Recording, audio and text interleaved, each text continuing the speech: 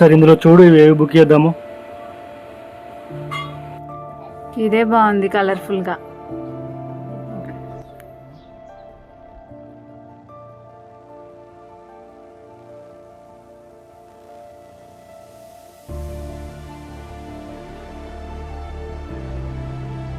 ఇచ్చాను దర్శక, నీళ్ళని ఖరాబ్ చేసినావు. కలర్ ఎందుకు అవుతావు అందులో? ఇప్పుడు ఏమైంది నాన్న? కలర్ కలిపిన నీళ్ళు మళ్ళీ ఎట్లా వాడుకుంటాం చెప్పి? స్నానం ఎట్లా చేస్తావు?